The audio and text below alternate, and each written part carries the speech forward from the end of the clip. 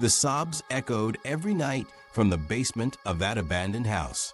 Neighbors swore no one had lived there for decades, yet the crying persisted. One night, I decided to investigate on my own. I never imagined that decision would change my life forever, and that the source of those tears would be more disturbing than I could conceive. You're entering Universe Paranormal, where the unknown comes to life.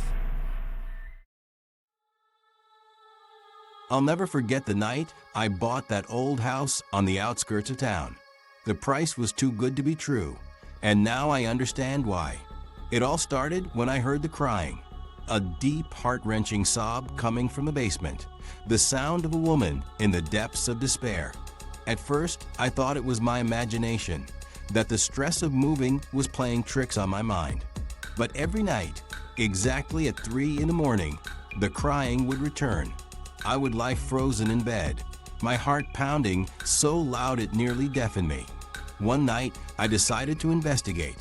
I went down the stairs with a flashlight in hand, following the echo of the sobs.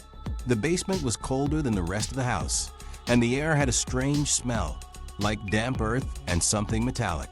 The crying grew louder as I approached the darkest corner. My flashlight revealed marks on the walls, deep scratches that seemed to tell a story of desperation. The oldest neighbor in the area told me the truth about the house. 50 years ago, a woman named Sarah lived here with her husband, a violent and jealous man.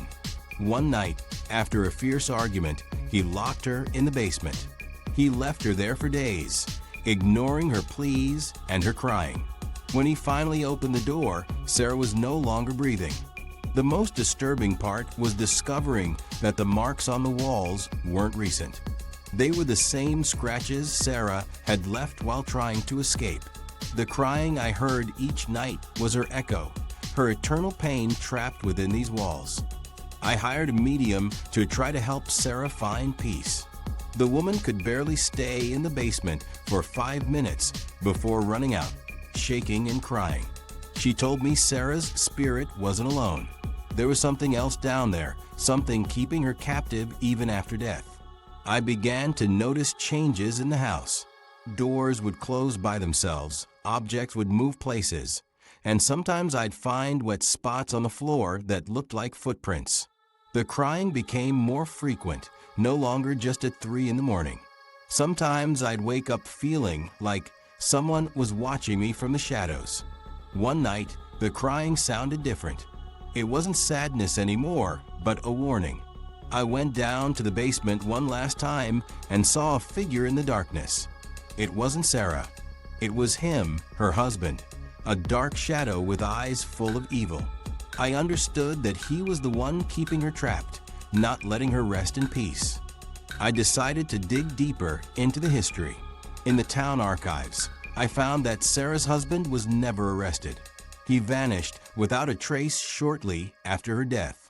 But the most chilling discovery was that she wasn't his only victim.